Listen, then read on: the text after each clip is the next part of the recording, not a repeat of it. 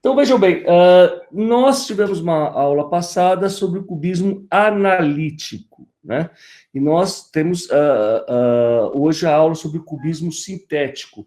Né? Esses palavrões da história da arte, na verdade, precisam ser aqui esclarecidos da maneira mais clara possível. Vejam bem, se o cubismo analítico busca analisar, isso implica separar os objetos, o sintético busca sintetizar, ou seja, para você sintetizar, primeiro você precisa separar, recortar, e depois reorganizar esse novo mundo visível.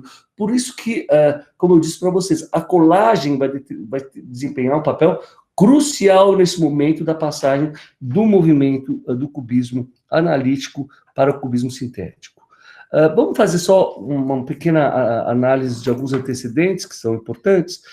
Vejam como nós já analisamos na aula sobre a genealogia da colagem, o quanto o século XIX é permeado por certas descobertas tecnológicas, como o advento do trem, do avião, da luz elétrica, do cinema, da tipografia, dos métodos de construção em aço, da fotografia, dos balões, do sistema de produtivo em cadeia. Ou seja, há uma mudança tão radical dos costumes que o homem, como a gente vê essa imagem bem no centro, que vem do quadro do CA, ele se transforma num outro ser humano, num ser que, por exemplo, pode trocar a noite pelo dia, que pode seguir um ritmo urbano em detrimento de uma vida social, que é aquela que, uma vida campesina, que antes fazia parte de boa parte da população. Você vê como é o momento das grandes crescimentos metropolitanos,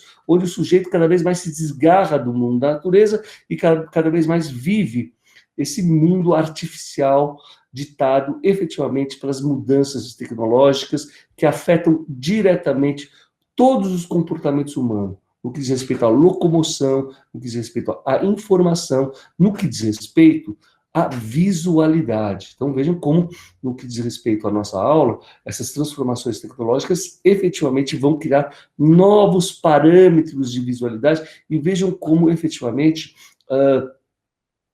a colagem ela deve ser entendida no interior desse processo. Porque, vejam, o ato de colar os objetos, isso é uma coisa de construir as coisas, existe desde os primórdios do que o homem se entende como gente, não é? Mas a questão é como, literalmente, esse ato agora de colar, ele está imbuído de um sentido construtivo que vai, de certa forma, estar embrenhado nesse novo mundo. Vejam como, por exemplo, a própria Torre Eiffel, né, como eu já disse na primeira aula, ela não é mais um monumento que celebra um acontecimento histórico, não é? Ela é um monumento que celebra, né, o engenho do homem perante as novas tecnologias de construir novos objetos que vão, inclusive, ter finalidades de comunicação. Um dos motivos que fez com que a torre perdurasse, que ela se tornou uma torre de rádio, tá certo? Mas o que é mais impressionante é que, com o advento da tecnologia do ferro, depois do aço, você vai ter a capacidade de, cada vez mais, de criar estruturas com uma capacidade de ocupação de vão livre, que até então era inimaginável, uma altura, né, e cobrindo vãos que até então não havia tecnologia à base de pedra que poderia fazer tal construção. Vejam como também o nosso Santos Dumont, né, que no primeiro momento estava em Paris passeando com um dirigível, depois faz também, em 1906, vejam bem, literalmente no momento em que a gente estava trabalhando a questão do cubismo analítico, né, em 1907, como vocês sabem, é o advento da Demoiselle Lavillon. Vejam, atentem para o fato dessa estrutura, não é? Que literalmente também ela não segue os preceitos de uma dimensão estética, né, do século XIX. Ela já está mais voltada literalmente para uma certa funcionalidade, onde os objetos, vejam bem, se a grande questão é como um objeto tem que ser leve o suficiente, né, para poder ser levantado pelo ar quente, não é? Ou seja, toda a estrutura dele é regida por critérios de funcionalidade, não é? Vejam como o cenário urbano, também nós tratamos isso, ele se transforma por completo no sentido que você vai ter a tipografia dando uma cor à cidade, né? Dando a ela um aspecto de uma dinâmica de acontecimento. Veja bem, se os afixes são colocados, retirados, rasgados, vejam como você tem a própria cenografia urbana se transformando a cada instante. Então, vejo aquele aspecto de uma cidade do começo do século XVIII, mais homogênea, né, com os mesmos métodos construtivos a partir da reurbanização do Haussmann. Agora eles começam a ter uma coisa muito mais caótica, fragmentária e até muito mais colorida, porque vejam como, por exemplo, esses afixes criam uma nova dinâmica cromática na cidade. Nós também vimos, com o advento da fotografia, você vai ter a capacidade, veja bem, de você registrar movimentos de corpos que estão sendo feitos numa velocidade da máquina que não corresponde à velocidade do nosso olhar. Então, né, com os novos diafragmas, com os novos mecanismos de captação da imagem, todo um mundo, né, invisível, né,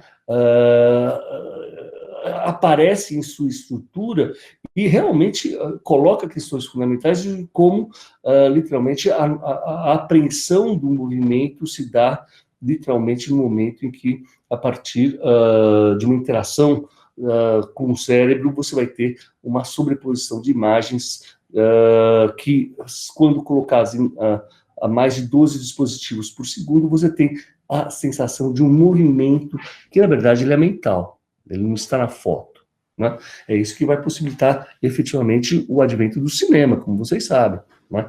E vocês vejam como o Méliès jogava muito bem, ele era um mágico, né? O quanto ele trabalhava literalmente ele usava a seu favor certas questões estruturais do cinema e até uma certa precariedade que não permitia você ter esse naturalismo que nós vemos no cinema de Hollywood hoje em dia, mas justamente essa artificialidade da cena dava a ele uma capacidade de um jogo que antecipe muito o surrealismo. Veja como ele joga com as imagens, recorta as figuras. Vejam que incrível essa imagem onde ele mesmo corta a sua cabeça e a sua cabeça vira, isso que é muito importante, cabeça e nota musical ao mesmo tempo.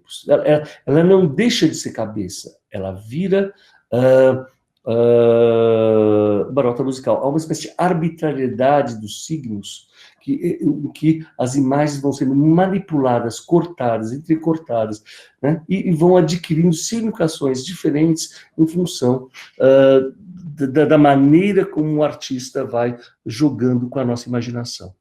Ora, é sabido que tanto Braque quanto Picasso eram profundamente também fascinados por essa nova tecnologia, que hoje em dia parece até muito banal, que a gente está de tal forma acostumado com essa tecnologia que a gente vê as imagens, a gente vê os computadores, vê a televisão e a gente acha isso absolutamente normal. Mas imagine o que era ver uma imagem em movimento, tá? Para quem nasceu no século XIX, né? Então tem houve uma grande exposição de uma galeria importante americana chamada Pace Gallery, em que mostra a Sarah Bernhardt dançando. Era realmente toda essa indústria de entretenimento que nós vimos com os dioramas, com os panoramas, agora eles adquirem uma nova dimensão, uma nova dinâmica, né, com uma massificação do programa de entretenimento até então numa dimensão que a gente poderia dizer inimaginável. Vejam nesse papiculê do Braque uma apologia ao cinema, o cinema de Tivoli. Bom, uma das questões importantes é vocês perceberem que o Méliès literalmente abre nesse processo de manipulação da imagem perspectivas diversas.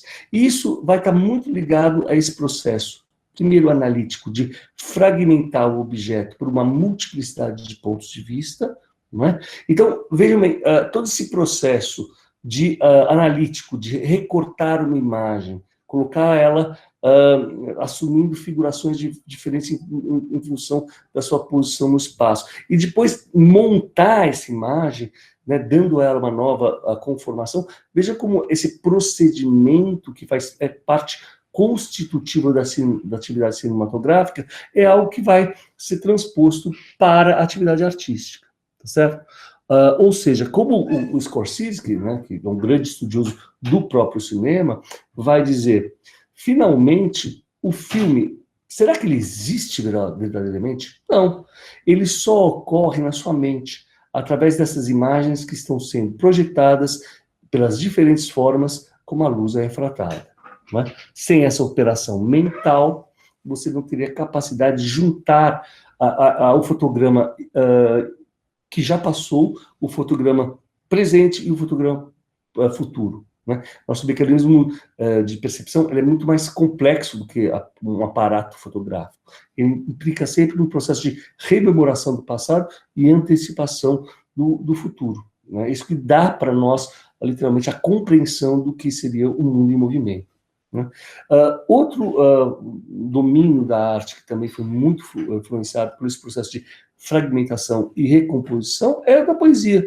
Veja como o famoso coup de dé, jamais abolir Lazare, ou seja, o jogo de dados nunca vai acabar com o acaso, né, o famoso poema de Mallarmé de 1897, o quanto ele também é tributário desse processo de fragmentação, né, da imagem. Vejam bem como o texto escrito é manipulado também de uma maneira em que as imagens são, os textos são recortados da sua frase, da sua concatenação tradicional, e vai assumir uma dimensão gráfica, uma dimensão imagética, que vai produzindo novas significações a partir de que essas imagens assumem grafias diferentes e se articulam não linearmente com outras palavras.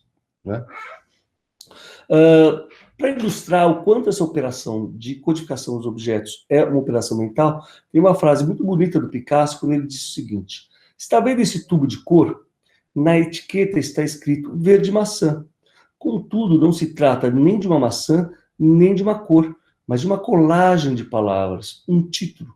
É bom nos deixar aturdidos. Nós vimos o quanto já, né, o Canvara mostrava e atribuía alguns títulos para facilitar o processo de captação de uma imagem que estava se tornando cada vez mais abstrata no cubismo analítico, que as imagens, né, pela essa multiplicidade de pontos, iam se diluindo no espaço, e a gente sabe o quanto os títulos, então, uma garrafa com 2 limões, isso ajudava, né, nesse processo mental de fazer com que nós pudéssemos discriminar ali o que estava no quadro e que poderia ser juntado, né, dando uma noção de um objeto que não está presente mais no quadro, mas que reaparece justamente pela nossa capacidade mental, né, de organização dos objetos no espaço.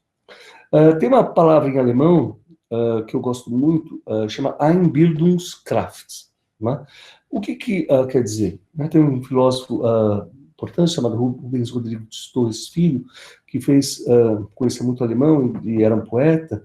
Ele vai dizer que Einbildungskraft. Né? Veja bem, uma coisa interessante.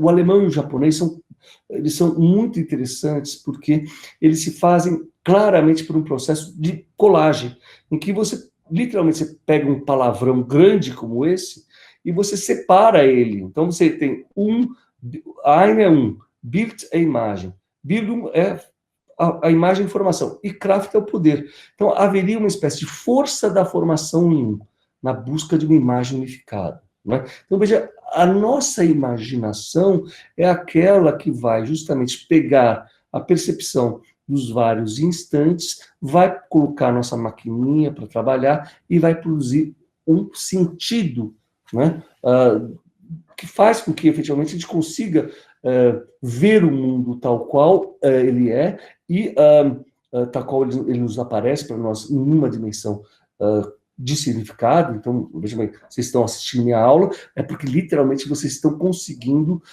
concatenar o que eu falei há um minuto atrás com o que eu vou falar agora, e, de certa forma, antecipando justamente o que eu vou falar daqui para frente. Ou seja, esse significado, né, onde vocês estão vendo uma série de informações visuais, as imagens, o som e assim por diante, né, tudo isso tem que ser operado por um processo extremamente sofisticado, mental, daí a relação da pintura com a percepção, né, que faz com que vocês consigam discriminar aquilo que vocês estão vendo, aquilo que vocês estão ouvindo, num processo cognitivo.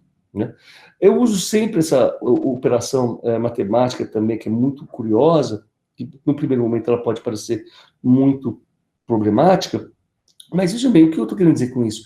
Que numa colagem, no sentido moderno da palavra, a soma das partes é maior do que a somatória final de uma colagem, é aquela que literalmente faz com que o resultado final seja mais do que a adição entre as partes. E essa adição entre as partes produz um sentido, uma totalidade, uma nova imagem, uma nova significação que vai além da nossa capacidade de discriminar os objetos de uma maneira singular.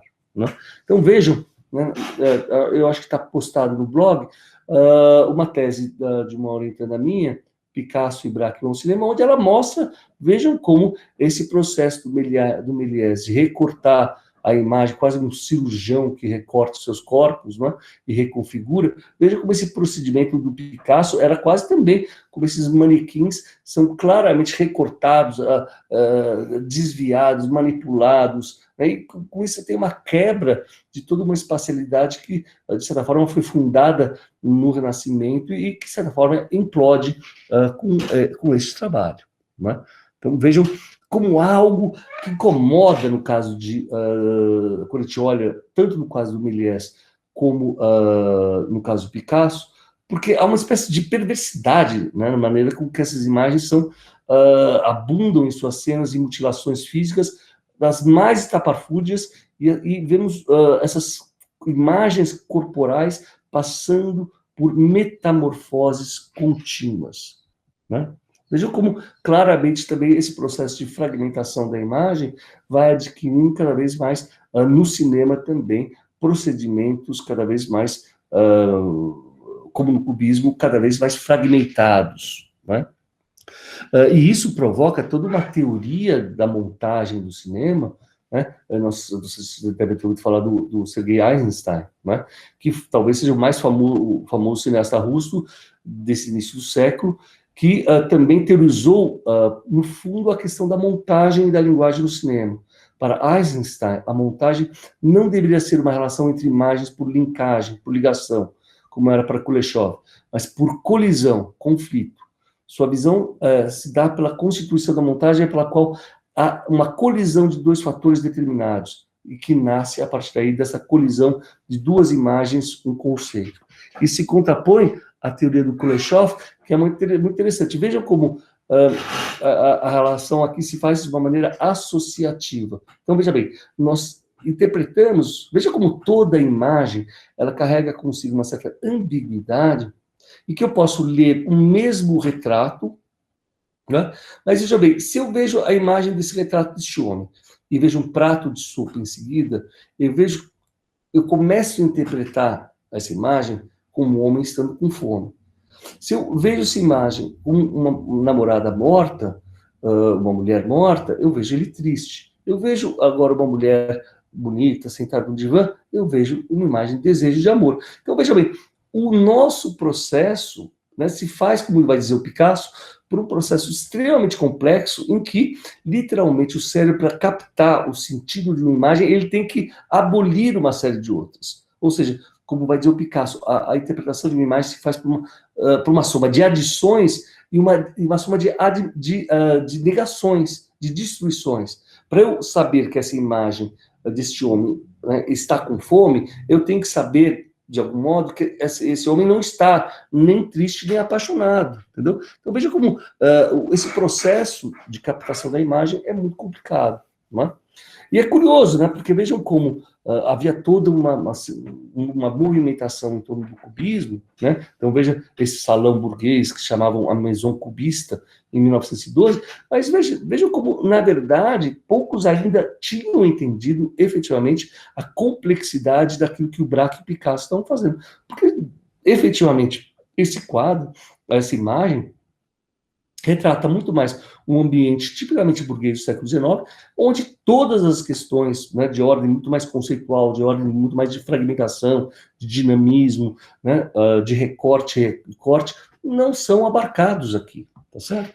E poucos vão entender como esse é um processo extremamente complexo, né? Agora, é muito interessante vocês pensarem que já na pedagogia, né, houve até uma exposição muito interessante no Bienal de São Paulo, de um pedagogo, Föbel, e vejam como todo o procedimento que a gente poderia chamar construtivista, né, da imagem se faz literalmente por esse processo em que a criança, por associação e construção, ela vai pegando o palito e vai construindo uma imagem de mundo, tá certo?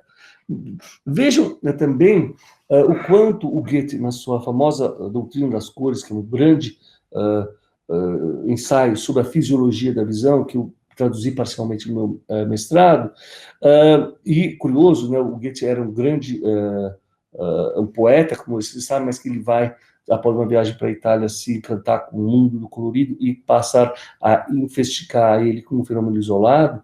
Veja como todo o procedimento, que é bastante complexo, não dá para explicar numa aula agora, mas faz com que o Goethe, né, isso nos interessa aqui, comece a estudar a cor isoladamente. Veja como essa tabuleta, né, faz com que a gente veja as cores de uma perspectiva muito moderna, nos tratados de cor que nós vemos hoje em dia, como o do Albers, né, onde as cores são pensadas separadamente. Mas veja como isso é absolutamente revolucionário, porque o Goethe está pensando isso, a cor, de certa forma, como um elemento autônomo, abstrato e desvinculado do seu objeto. É como, literalmente, a maçã, né, e o verde começassem a se dissociar e eu começasse a pensar nas propriedades cromáticas espaciais colocadas pelo verde, pelo amarelo, né, e como toda a cor, por assim dizer, se faz por um sistema de relações. Então, veja que coisa incrível, né, como esse procedimento de pensar, né, abstratamente a cor de uma maneira diagramática e abstrata, pensando ela como um elemento que vai produzir sensações óticas distintas conforme as suas relações, já antecipa em cerca de 100 anos o advento da arte abstrata, tá certo? Né? Vejam também a Maria de Montessori, que também vai desenvolver na Itália, nesse caso, um processo importante de educacional. Veja como também, né, eu acho que é curioso que a gente está muito acostumado, né, na nossa infância, a trabalhar com papel, cortar, dobrar, né? Veja como, literalmente, de certa forma, esse procedimento de corte, dobra, é algo que, de certa forma, antecipa o cubismo sintético e, de certa forma, também vai ser alavancado como um método construtivo desde cedo na formação da imaginação das crianças, certo? Vejam como na cultura japonesa milenar vocês têm esse processo extremamente criativo que implica literalmente essa ideia de você cortar, você simplesmente pegando um papel, cortando ele, dobrando, você consegue criar volumetrias e uma espécie, num mesmo papel, de acordo com o corte e a dobra, você consegue fazer com que esse mesmo papel adquira formatos e bichos, por assim dizer, de uma dinâmica totalmente diferente. Não é? Quando a gente fala bicho, a gente lembra aqui da cultura brasileira muito da Lygia Clark. A gente vai tratar isso na aula sobre o neoconcretismo, como ela também, de certa forma, vai ser influenciada pela arte japonesa. Né? E olha só, aqui uma foto de 1927 de um origami na Galeria Lafayette. Nós abordamos rapidamente o quanto o japonismo, né, essa grande influência da arte oriental, primeiro com a chinoiserie, com a arte chinesa, mas depois com a abertura dos portos do Japão. Então você vai ter essa grande afluência de novos materiais, como as estampas japonesas, como os kimonos, como a literatura, toda uma maneira de pensar o mundo muito diferente da nossa, segundo critérios construtivos cromáticos totalmente distantes. Vejam como esse mundo, de certa forma, vai nos encantar pela sua estranheza e pela sua originalidade, tá certo? Vejam como até hoje, né, assim, o Lego, que hoje em dia se tornou tão comum, né, também ele está ligado a essa capacidade de fragmentação e reconstrução de um mundo a partir de determinadas unidades selecionadas. Né? Também é importante, como a gente viu no Salão Cubista, uma predominância dessa ideia de uma cultura que se dá desde o Art Deco de fazer papéis de parede, que é algo muito típico da cultura francesa. Ao invés de você pintar um ambiente, era muito comum que você aplicasse padronagens cada vez mais envolvidas segundo os critérios da tipografia, assim por diante. Mas vejam como nesse quadro Vuillard, você tem literalmente esse ambiente francês que é todo ele preenchido, né, por essas estampas variegadas, né?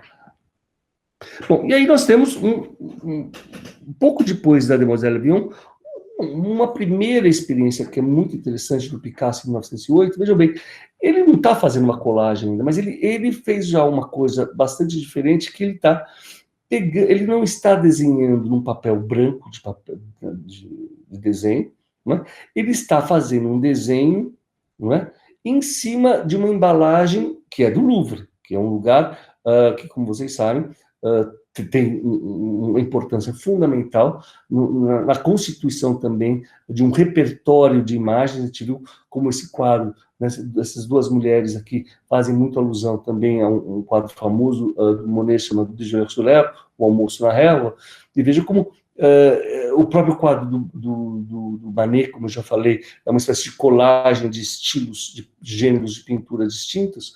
Veja como esse quadro aqui, de certa forma, ele faz a alusão a esse mundo do barco, da natureza, que um pouco se desgarra, né? E veja até pelo fato de você colocar um resquício de um fragmento, de uma imagem, né, de ponta cabeça, né? Bom, o Picasso, ele sempre, desde muito criança, se vocês olharem a biografia dele, ele era um grande desenhista, ele teve toda a formação acadêmica clássica, né? E literalmente desde cedo conseguiu ter um domínio visual segundo os preceitos da formação artística do século XIX, mais acadêmica, que fez com que de imediato ele fosse saudado como um grande artista. Mas veja, a genialidade do Picasso não está em reiterar a sua habilidade, está em captar aquilo que ele chama da dúvida de Cézanne, ou a angústia de Cézanne. Veja como ele vai utilizar o desenho como um método contínuo de fragmentação, né? Tem uma análise bonita de como era seu estúdio, né, feito em 1916, em que o Fulkstedt diz o seguinte: o estúdio é amplo como uma igreja. 400 ou 500 telas de tamanhos variados estão amontoadas nas paredes, em cima da mesa e nos cavaletes. No chão espalham-se pedaços de papel cortado que ele cola nas telas, porque Picasso utiliza também jornais, papéis de embrulho, bilhetes de cinema, que cola em suas pinturas aqui e lá, quando lhe agrada. A cada passo piso em paletas, tubos de tinta vazios e pincéis. Né? Tem uma frase também importante do Picasso, quando ele diz: eu sou o meu caderno, je suis le cahier. Então veja como ele utilizava. O que é interessante a gente faz uma distinção, né, quando a gente tem um caderno de desenho e quando tem uma tela. O Picasso vai chegar um momento na vida dele que a própria tela é vista como um caderno de experimentação. Não é à toa que ele vai, muitas vezes, fazer um quadro num dia, e ele vai estar colocando o dia em que ele pintou como se fosse a mudança de paradigma, né? Então, o quadro não é mais visto como a síntese de vários estudos preliminares, mas ele mesmo é um processo contínuo de transformação da imagem previamente projetada. Bom, essa distinção, né, famosa entre a fase analítica e sintética, ela vai ser, pela primeira vez, diagnosticada, né, do ponto de vista acadêmico, num texto feito pelo Kahnweiler, que vai ser o grande marchand dos pintores cubistas, tá certo? e onde, literalmente, ele vai dizer que é graças à invenção do papel colado, papícole, tá? Então, é muito importante, agora, de começar a fazer uma coisa mais distinta, que é importante a gente entender nessa aula, que tem uma pequena diferença entre papel colado, papícole, colagem, né, colagem e assemblagem, tá? O papel colado, ao meu ver, é o primeiro momento da mudança de paradigma para o advento da colagem, não é? Em seu ensaio intitulado Ascensão do Cubismo, de 1915, Kahnweiler nos diz que, ao invés de uma descrição analítica, o pintor também pode, se preferir, criar uma síntese do objeto. Ele pode reunir as diversas concepções e compreender a sua veridade numa percepção. Para Kahnweiler, o cubismo se apoiava na utilização de formas a priori, o cilindro, a esfera, o cone de Cézanne, né, visando uma construção tridimensional, sem o qual não existiria para nós uma percepção visual, um mundo físico. Como vai dizer o Juan Gris, que é o grande, talvez o artista que primeiro tenha manejado o cubismo sintético com muita propriedade, ele vai dizer o seguinte: Cézanne fez um cilindro a partir de uma garrafa, né? Eu, ao contrário, eu já começo com um cilindro na busca da individuação de um outro objeto. Eu faço que a garrafa surja do cilindro. Então, veja bem, olha a mudança de atitude. Uma coisa é você pegar uma garrafa, né, uma experiência do real, onde eu ainda tenho essa relação clássica em que eu ainda estou observando um objeto, e eu vou tentar discriminar esse objeto, falando, bom, então aqui você tem um retângulo, aqui tem um pifero cone, então essa imagem real ela vai ser decodificada. A outra, literalmente o contrário. Eu pegar um pedaço de papel, né, criar um cone e inventar uma janela, ou inventar uma garrafa, tá certo? É totalmente diferente esse procedimento, né? De certa forma, é curioso como ele cria, ele tem, ao contrário do cubismo analítico, né? O Gris é um artista que, quando ele começa um pouco depois, não é? Que o Picasso e o Braque, ou seja, ele não tem esse processo analítico de desconstrução da imagem que se faz a partir de 1907, não é? O Gris começa um pouco mais tarde, mas isso faz com que ele literalmente veja a mudança de aspecto que vai surgir de um procedimento para o outro. Então, veja bem, nesse retrato que ele vai fazer do Maurice Raynal, vejam como ele já tem um processo em que, literalmente, ele já está meio construindo um rosto a partir de algumas formas já predeterminadas. Ele não está desossando o cadáver, ele já está construindo uma nova imagem a partir de síntese de imagens desconstruídas. Por isso que a pintura dele vai ter um cromatismo, né, muito diferente, muito mais, por assim dizer, mais avançado, no sentido de que ele é muito mais multifacetado, né? Nós teríamos, como dizia o Karl Einstein, nesse livro célebre do John Golding sobre o cubismo, né, que está na internet, vocês podem baixar na forma de PDF, 3 momentos clássicos, né? Um processo de distorção da imagem, o cubismo analítico, posteriormente um processo de fragmentação contínua, de tal forma cada vez você chega a um processo em que quase você chega a um processo de abstração total, e que aí, de certa forma, esse projeto entra em crise, porque eles nunca... É importante que vocês entendam que Picasso e Braque nunca vão ser propriamente abstratos, nem Gris. Então, nesse sentido, no momento em que eles se aproximam demais da pintura abstrata, há uma espécie de necessidade de reconfiguração para evitar que você chegasse a essa abstração, né? Aí é justamente esse processo que a gente chama de sintético, né? Bom, literalmente, o que é interessante é vocês pensarem que o Gris vai realizar aquilo que nós chamamos de cubismo sintético na pintura, antes mesmo do que nas colagens dos papéis. Vejam bem que coisa interessante, né? Esse é um trabalho de 14, né? O quanto esse procedimento, primeiro, o que é importante vocês começarem a pensar. Como a cor está totalmente libertada, né? Assim como o Picasso liberou a maçã do verde, né, e essas duas, né, a maçã pode virar vermelha, a maçã pode virar amarela, essas relações não estão, a cor não é mais uma propriedade do objeto, ela não é mais uma cor local, mas ela é entendida, sim, como um elemento construtivo na composição, tá certo?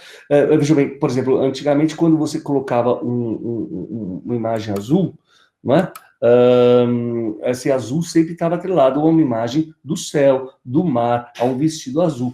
Como é que agora, no caso do Gris, literalmente ele está aplicando uma natureza morta, essa natureza artificial, num mundo totalmente construído de maneira arbitrária, onde só através da sua imaginação é que você consegue sintetizar esses objetos numa totalidade em que o azul é por azul. Então vejam, por que esse curso que eu dou, chamado Pintura e Colagem, ao meu ver, é tão importante na nossa escola. Por quê? Porque nós temos ainda um resquício de uma formação clássica em que o ensino artístico se faz, pelo primeiro lugar, pelo estudo do desenho. Não é? Depois é que vem a aplicação cromática. Ora, com a colagem, a cor e o desenho estabelecem uma nova relação. Né? Veja bem, o primeiro ato do Gris aqui foi pegar um papel colorido. Veja bem, não é nem pintado, um papel produzido industrialmente, onde a relação da cor e o material é absolutamente integrada. Não é? Então, nessa escolha de um papel azul colorido, eu vou aplicar sobre ela um papel preto, e vejam bem que esse papel preto não está mais dando, esse preto é preto, ele não é mais sombra, ele não é mais claro, escuro, não é? E ele vai se apresentar muito mais como cor autônoma, tá? Em que os objetos, eles oscilam no fato de estarem na superfície da tela, mas ao mesmo tempo também buscarem a nos imaginar uma terceira dimensão. Né? Então, como eu disse para vocês, é importante vocês pensarem que essa revolução se faz, em primeiro lugar, numa pintura de gênero mais simples, mais artificial, aquela natureza morta que está à mão do homem, o still life, né? É uma natureza construída pela mão do homem, onde muitas vezes você tem a evocação de instrumentos musicais, que por um lado tanto evocam um aspecto tátil, o ato de você tocar um instrumento, né? Quando se toca ele se anima, e por outro lado a música, como vocês sabem, ser a mais abstrata de todas as artes. Tá?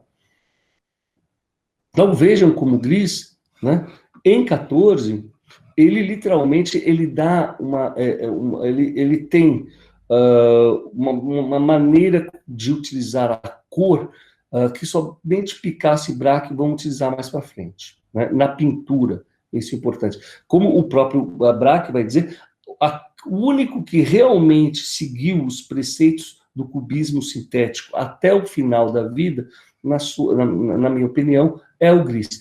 Por que eu estou dando tanta ênfase ao Gris? Porque, de fato, a gente tem uma tendência a dar a primazia sempre ao Picasso e ao Braque, mas é importante vocês dizerem que o Gris, embora ele tenha morrido mais cedo, ele tenha tido um papel muito importante também no desenvolvimento do cubismo sintético. Tá? Como ele vai dizer, o Greenberg, no seu livro sobre a colagem, as formas pretas sólidas representam padrões fossilizados de sombreamento. Todas as gradações de valores estão sumarizadas em um único e essencial tom preto, plano e opaco. Um preto que torna-se uma cor tão sonora e pura quanto qualquer outra cor do espectro e confere às silhuetas seu enchimento e um peso muito maior que as formas de tonalidades claras que essas silhuetas deveriam sombrear. Né?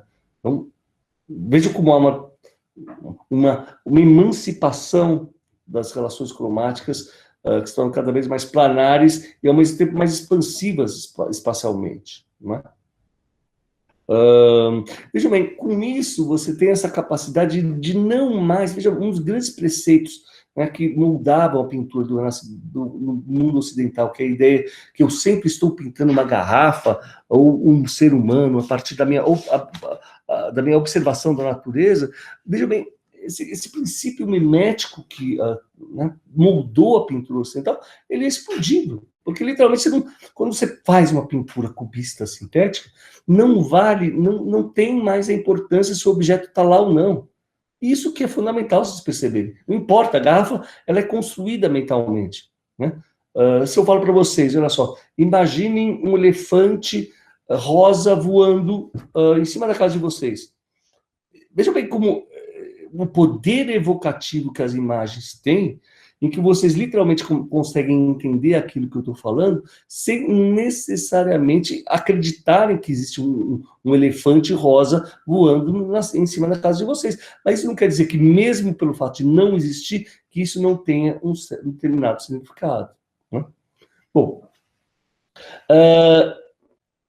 em 1912, esse é um ano crucial, né, de certa forma, então, pouco antes do Gris, tá? Mas veja como o Gris tem uma emancipação cromática maravilhosa que ele vai fazer na pintura. Mas em 1912, o Braque, né, que justamente é filho de um pai que trabalhava com papel de parede, ele vai ter essa intuição espetacular de comprar, né? Não, olha só, não mais numa loja de material artístico, um papel que alude a uma simulação de madeira e vai ter essa intuição, né, de colar. Veja como o cubismo analítico havia um processo de fragmentação em que as palavras entravam na composição. Mas veja como, no caso, você trabalhasse do papel, né, e colar um papel que é deslocado da sua função, porque ele não é feito aqui para simular uma parede, né? Ele alude a uma dimensão tátil de um material distinto que é produzido industrialmente, tá? Para criar a ilusão que nós estamos falando de papel e madeira, tá certo? Como ele mesmo vai dizer, eu tive um choque enorme, né, quando eu fiz esse trabalho, porque eu senti que eu estava fazendo uma coisa absolutamente nova, não é? Vejam como há uma separação cada vez mais da volumetria do objeto, em que há uma tensão cada vez maior entre o fato do papel ser uma superfície bidimensional e que, como é que, justamente, se você está reiterando a planaridade do papel enquanto papel, como é que fica a questão dessa construção mental de um espaço tridimensional? Né? Essa é uma das questões cruciais do cubismo, por isso que se chama cubismo, senão seria quadratismo. Né? Não estamos pintando quadrados, nós estamos pensando numa questão crucial na arte da pintura, que por excelência é uma arte, né, que se faz nas duas dimensões. Como é que você tem essa busca, né, de criar dois espaços ao mesmo tempo? Um espaço que se faz, por assim dizer, como uma espécie de superfície em tensão, né? Porque é na sua negatividade que você vai ter, ora, a ilusão de um espaço tridimensional, ora, a reiteração da materialidade do próprio material, que no caso é dado pelo próprio papel. Né? Ora, quando o Picasso vê essa colagem, ele fica absolutamente maluco.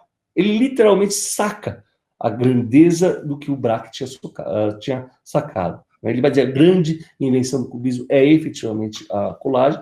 Ele vai dizer, bom, eu sempre estive nesse mundo do bric-a-brac da colagem, que está totalmente presente nas imagens religiosas populares da Espanha. No México também é muito comum a utilização de vários recortes em papel. Ou seja, o que é interessante é que literalmente, o Picasso, de imediato, saca a genialidade da invenção do papel colado, e aí, literalmente, ele vai fazer, por exemplo, esse papel em 1912, que é muito curioso, chama-se La Bataille s'est engagée, ou seja, é onde ele vai ampliando, tá certo? Ele não pegou mais apenas o papel da parede, que simula a madeira, mas agora ele pegou um papel de parede, ele pegou uma partitura musical e ele pegou um jornal onde, assim como, né, Mallarmé, ele vai cortar as palavras e criar novas significações. Eu também, veja bem, le journal, o jornal. Se eu corto a palavra, né, fazendo um procedimento de colagem, le jour, né, le jour é o dia. Se eu corto ainda mais, le jour, aí então fica o jogo, o jogo, né? Assim como nessa arbitrariedade dos signos, você vai criando significados distintos com as imagens, também com as palavras, você vai seguindo, construindo palavras com significações distintas. Então, o que era jornal vira o jogo, e la bataille significa, mas a batalha agora recomeça. Né? Existem interpretações, como da Rosalind Krauss, vai dizer que, na verdade, claramente há uma tensão em 1902, onde a questão da Primeira Guerra Mundial está aparecendo em pauta, mas também a gente poderia fazer uma interpretação como, de certa forma, uma batalha entre os dois artistas, no sentido de ver qual teria a primazia dessa nova tecnologia. Quem sintetiza muito bem essa questão, né, do cubismo sintético é o Gombrich, né, no livro A História da Arte. Ele vai dizer, ao pensarmos num objeto, um violino, por exemplo, não o visualizamos mentalmente tal como o veríamos com os próprios olhos. Conseguimos pensar em seus vários aspectos ao mesmo tempo. E é exatamente isso que fazemos. Alguns nos parecem com tanta clareza que sentimos que poderíamos tocá-los e manuseá-los. Né? Ou seja, não se trata mais da reprodução mimética de um violino que está numa mesa. Se trata literalmente de uma reconstrução mental, e que está literalmente nessa capacidade nossa de não só construir elementos musicais, né, porque nós temos um mínimo conhecimento de como essa forma deve ser feita, né, e literalmente construir novos objetos. O violino não é uma pedra, o violão é algo construído pelo homem. Né? E aí, né, literalmente, como vai dizer Picasso, o papier collé foi realmente o cerne da descoberta, mesmo se, esteticamente, os quadros cubistas possam ser mais valorizados. Um dos pontos fundamentais do cubismo visava deslocar, e observe o termo que nos leva até o ready-made mais à frente, deslocar a realidade. Ela não estava mais no objeto, mas na pintura. Então, veja bem, o que quer dizer? Quando eu estou pintando essa garrafa, eu acredito que a objetividade está na garrafa. Agora, quando eu não tenho mais garrafa, a objetividade está aqui no papel que eu posso fazer uma garrafa. Isso é muito importante, tá? Isso implica uma mudança totalmente de paradigma. E veja como esse espaço, ele não é um decalque do mundo real, ele vai sendo construído, né, a partir das livres associações que o próprio cérebro faz. Então vejam como, né, no primeiro momento, esses papéis colados eram feitos com um alfinete, para você ir adequando a justa proporção dos objetos, tá certo? E sem que essa imagem produzia ser decalque de uma realidade. Não, porque você está criando, né? Quantos violões vocês estão vendo? 3 violões ou um violão? Né? Olha só como a gente pode ver uma imagem profundamente ambígua. Né? E esse jogo, veja bem, cada vez mais os artistas estão literalmente jogando com a nossa imaginação. Né?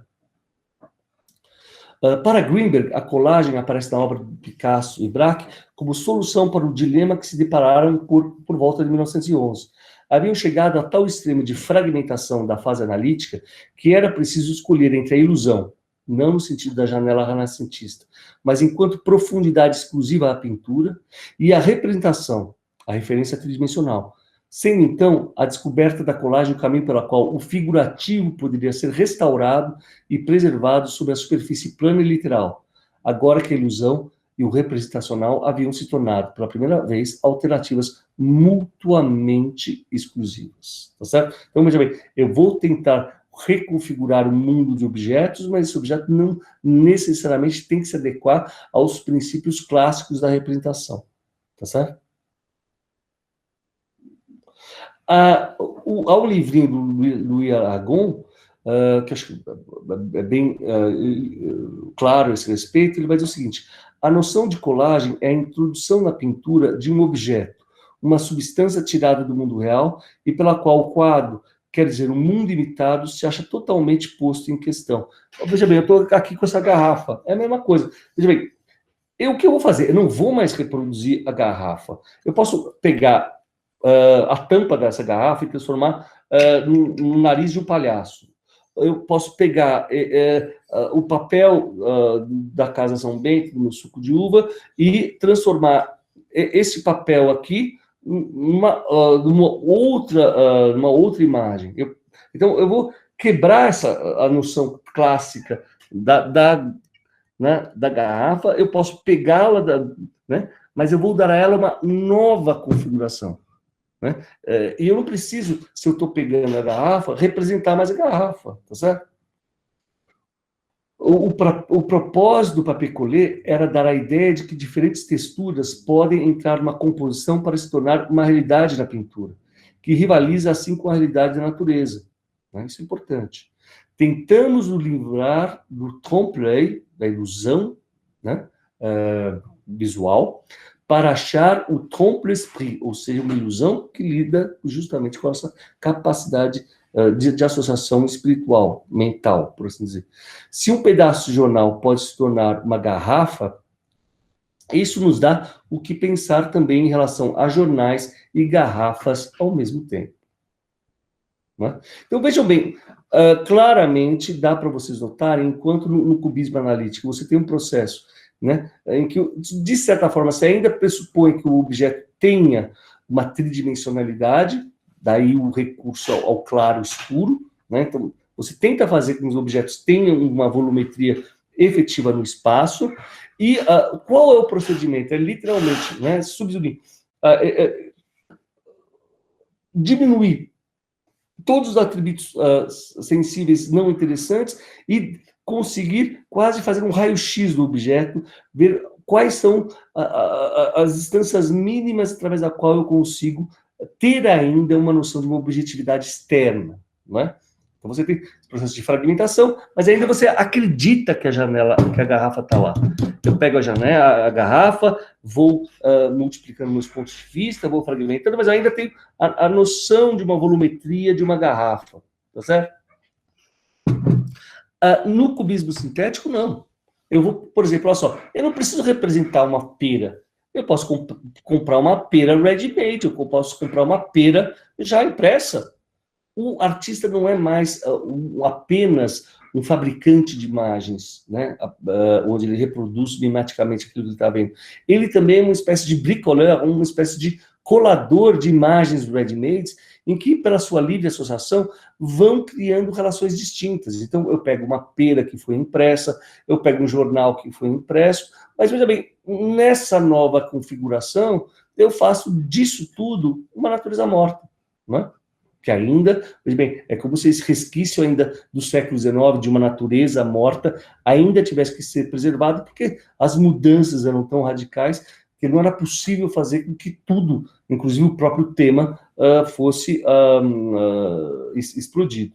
Né?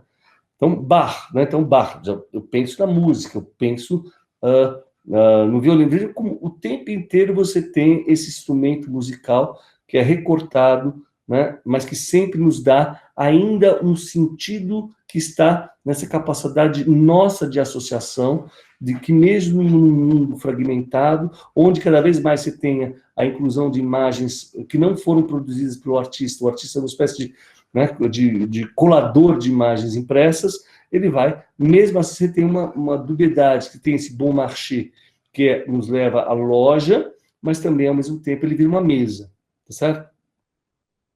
O Lacerba é um jornal e não é, tá certo? Gillette, Bon Marché. Né? Bom, então isso é importante para vocês pensarem nessa importância primordial, efetiva, do papier colar, do papier colado, do papier collé. Né?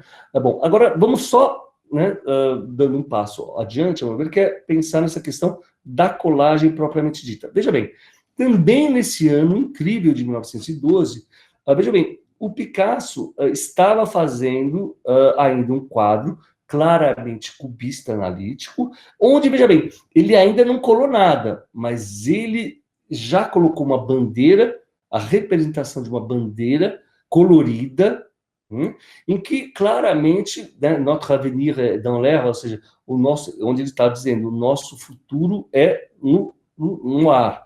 Então veja como ele claramente ele está jogando com essa dubiedade de pontos de vista, em que literalmente ele faz uma evocação do avião, por isso que eu coloquei o Santos Dumont lá no começo da nossa aula, para que vocês vejam como o avião permite que eu consiga ver o mundo numa nova perspectiva. Né? Nesse momento, 1912, né, ao meu ver, 6 meses depois do advento do papel colado, do Braque, é que ele literalmente cola, né, na pintura esse papel, não mais um papel que simula a madeira, mas uma imagem industrialmente produzida que simula ser papel, que simula ser palhinha de cadeira, né? E mais que isso, introduz também a corda, né?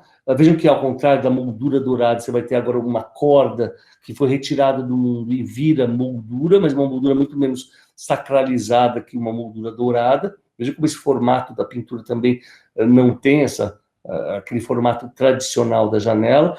E você tem uma dubiedade, sim. Veja bem, quanto, se no primeiro momento o cubismo criava analítico essa multiplicidade de pontos de vista, agora você tem nesse trabalho essa dubiedade de pontos de vista na própria apreensão do quadro, porque, veja bem, eu não tenho mais uma tomada de múltiplos pontos de vista a partir de um olhar estático, eu tenho, ora, uma interpretação que esse quadro ainda é resquício de uma janela, ora a interpretação que, no fundo, eu não estou olhando para uma janela, eu estou olhando para uma cadeira, para uma tábua de cadeira, eu estou olhando para a própria cadeira. Não é? Então vejam como há uma sofisticação da maneira como esse olhar fragmentado agora implica uma nova apreensão do objeto. Né? De certa forma, essa é a primeira colagem que, sim, se nós atribuímos a primeira, o papel colado ao Braque, talvez no começo do século de 1912,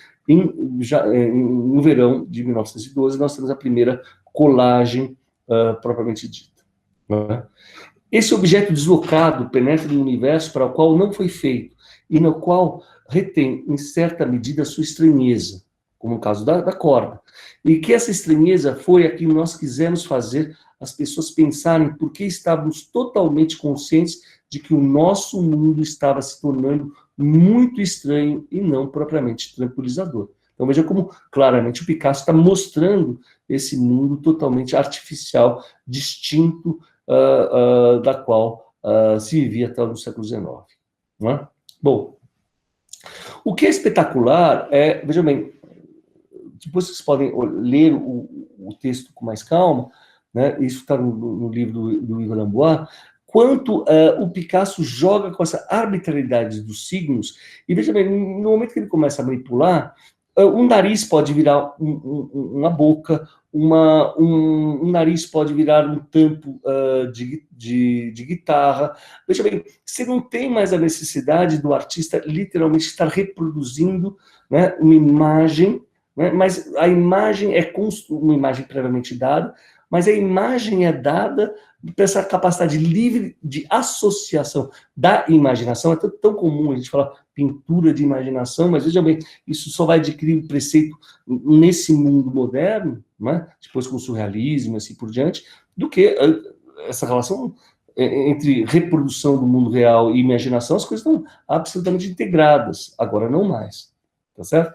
Então, essa arbitrariedade dos signos vai fazer com que Picasso, pintando, e é muito bonito se vocês virem no Le Mystère Picasso, um filme do Clouseau, que eu postei no blog, mas eu não sei se tiraram por direitos autorais, mas vejam o mistério de Picasso, de Clouseau, mostrando o Picasso pintar. Picasso começa a pintar uma galinha, aí a galinha faz com que ele mude essa galinha, e essa galinha se transforme num menino. Aí esse menino também não satisfaz o Picasso, então ele transforma o menino num peixe.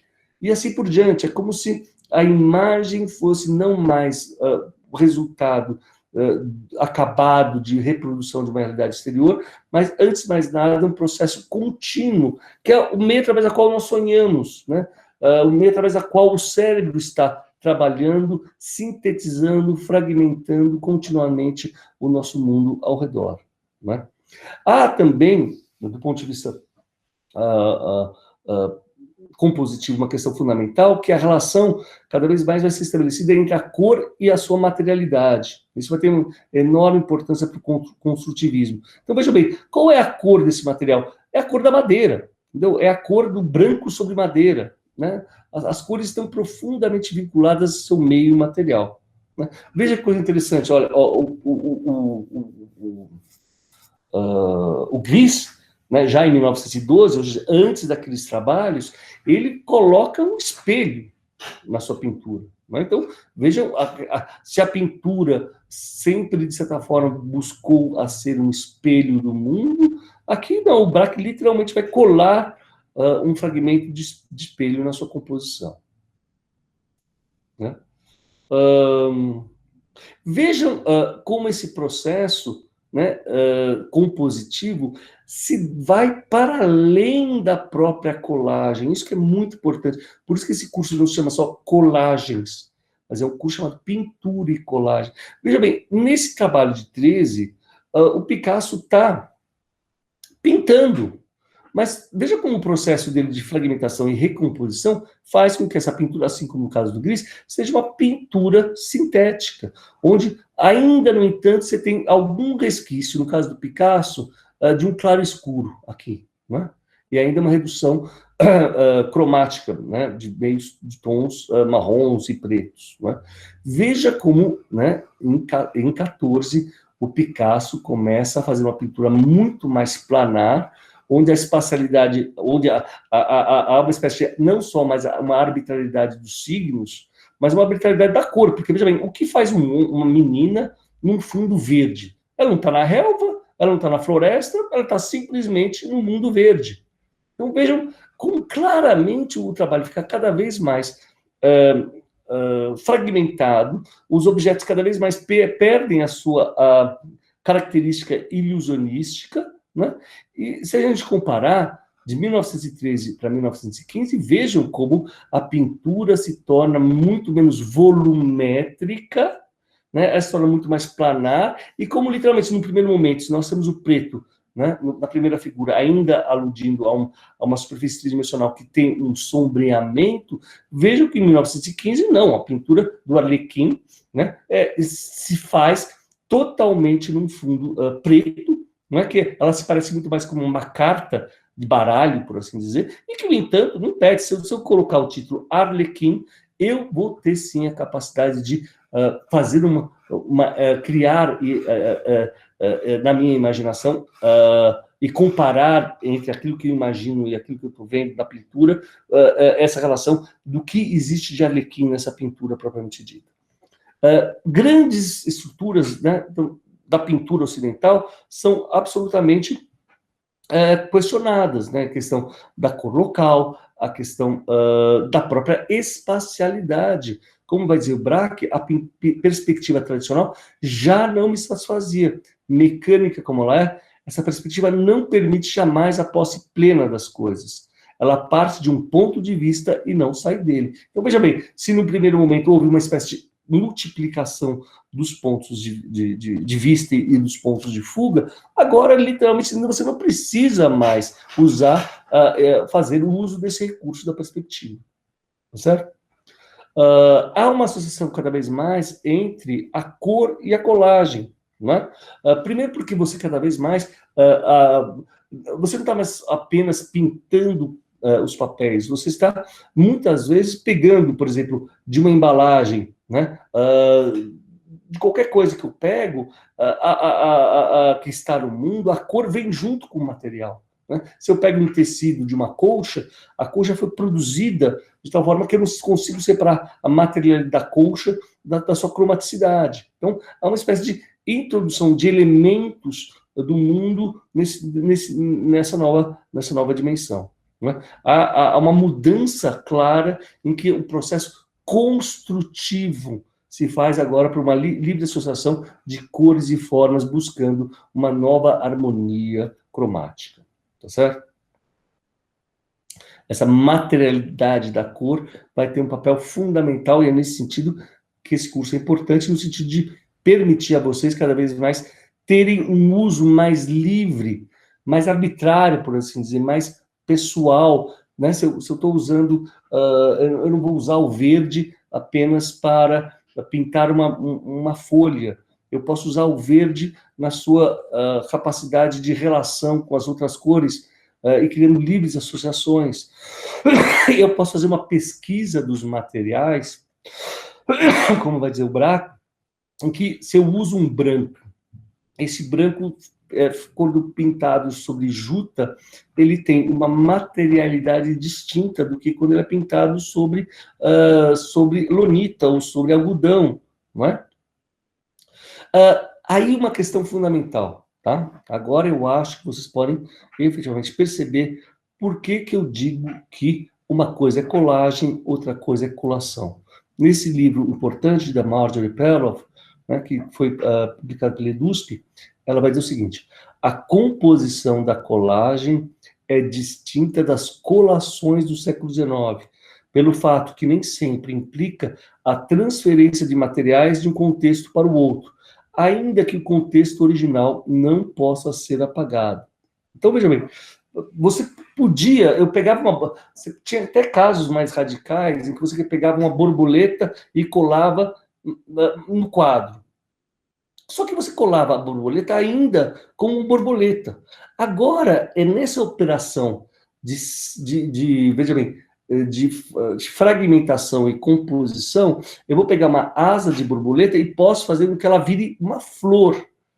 Deu para entender? Eu faço um deslocamento, eu tiro a asa eu posso fragmentar a borboleta, né, e fazer com que ela, ao cortá-la e reconfigurá-la, ela não é mais borboleta, ela guarda algo de borboleta, mas há uma transformação, uma espécie de metamorfose, de tal forma que ela ainda guarda um resquício de asa de borboleta, mas, por outro lado, ela também permite assumir novas formas e configurações, de tal forma que eu posso fazer um campo de flores com asas de borboletas. Não é? Há uma ruptura com a mimesis, uma pintura que é feita não mais com modelo. Né? Você não precisa mais, literalmente, se utilizar da pintura, das referências externas. Daí uma questão importante em que medida, né, o Picasso vai ser tributário da arte africana. Né? Veja como há uma libertação progressiva do claro-escuro, há uma recusa da modelagem, né? Há uma ideia de que a pintura, por ser literalmente, assim como a escultura africana, ela não tem compromisso com uma realidade externa, ela se faz com uma espécie de capacidade de livre oscilação, onde eu vou desbastando o material a partir de certas unidades de volumétricas primordiais, né, e onde eu reitero a cor da madeira, né, e faz com que essa madeira recortada assuma novas configurações. O Picasso, ele vai dizer, essas esculturas não eram fonte da minha influência, elas antes eram testemunhas daquilo que eu estava fazendo. O que ele quer dizer? Enquanto o Braque está muito mais ligado à tradição francesa de construção, né, de desconstrução da imagem, como o Cézanne vai fazer, o Picasso não, até por exemplo, preocupação que ele vai ter com a arte do retrato, a arte da figuração humana, ele vai fazer uma pesquisa mais ampla de novos modelos cognitivos, através do qual você constrói figuras, né, e vai jogando arbitrariamente com as relações cada vez mais abstratas, por assim dizer, que eu posso fazer um rosto apenas utilizando 2 círculos e 2 traços, sem mais ter o comprometimento com a verossimilhança. Certo? É isso que é a grande questão. De uma nova, não se parece de um estudo da forma do signo, mas da sua mudança em relação ao próprio sistema. Então, veja bem, se, de certa forma, né, para acabar nossa aula, ele vai fazer a famosa guitarra, o que ele está interessado é mostrar como o africano ele conseguiu criar uma volumetria, um jogo entre o que é o espaço interno e o espaço externo, que se faz com que eu adquira um volume, né, e eu consiga criar a cabeça de um bicho, né? Por mais que efetivamente eu não faça um processo realista de decodificação. Basta eu jogar com essa capacidade imaginativa de ver nesse bicho, nessa máscara, um bicho, que isso já me basta do ponto de vista artístico, né? Então vejam, né, uma das grandes questões finais do nosso curso, da nossa aula, primeiro, né, há uma discussão se o Picasso teria dito que antes do papel colado, antes da colagem, ele teria feito já essa guitarra. Eu duvido, porque eu acho que todo esse procedimento, né, de fragmentação, de recomposição, se torna, primeiro é mais fácil, você está manipulando nos seus cadernos, no seu papel, né, e veja como o processo dele, na primeira imagem, ainda é um processo meio realista, ele está pintando uma guitarra espanhola, né, em 1911, depois ele pega essa guitarra e põe numa base, veja como o resquício da natureza morta ainda perdura, depois literalmente ele vai rompendo com a base até colocá-la livremente no espaço. A base desempenha para a escultura a mesma coisa que a moldura desempenha para a pintura, ou seja, se a moldura dourada, por exemplo, ela fazia literalmente essa separação do espaço do mundo e do espaço da obra, não é? A base é aquilo que também faria com que esse objeto que está nessa posição, ele é uma natureza morta, ele se distingue dos outros objetos. De certa forma, veja como há uma espécie de ruptura entre o espaço da arte e o espaço do mundo. Isso que vai fazer com que a gente fique tão confuso um dia, de tal forma que todo mundo pode simplesmente pegar um pedaço, um lixo, e dizer que isso é obra de arte. Ou seja, isso acaba criando questões bastante complexas no que diz respeito à compreensão de uma obra de arte. Para finalizar, veja uma coisa incrível, né? Se o Michelangelo, por exemplo, quando ele vai, né, trabalhar com seus escravos, sempre tem uma concepção, né, quase negativa da matéria, em que ele vai libertar esses escravos, ele vai ter que superar a matéria na busca da forma perfeita que estaria ali contida, né, todas as questões não fazem mais, não dizem mais respeito à arte, né, da colagem, que você tem não mais uma reprodução ou a busca de um corpo escondido por detrás da matéria, mas você tem um processo progressivo de libertação, de livre associação, em que os objetos nem precisam mais ter... eu posso fazer uma guitarra sem ter a própria madeira da guitarra. Eu posso literalmente fazer uma guitarra com papelão ou com metal, que isso permite a vocês imaginarem, né, uma guitarra estando aí no mundo, né, pela minha capacidade de induzir vocês a não apenas verem guitarras, mas refletirem que essa guitarra se faz por essa capacidade mental de juntar esses elementos fragmentados no mundo, dando a eles novos sentidos, novas configurações. Bom, e isso que vai ter uma enorme importância no advento da assemblagem, né, que é justamente uma colagem tridimensional, né, vai ter uma enorme repercussão em toda a escultura e depois nas instalações do século XX, e daí é importante vocês perceberem como esse processo de consideração do cubismo sintético se faz pelas três fases que eu tentei trabalhar com vocês: a fase do papel colado, a fase da colagem e a fase da assemblagem, que tudo isso, de certa forma, surge no ano fatídico de 1912, 2 anos antes da Primeira Guerra Mundial. É isso, gente.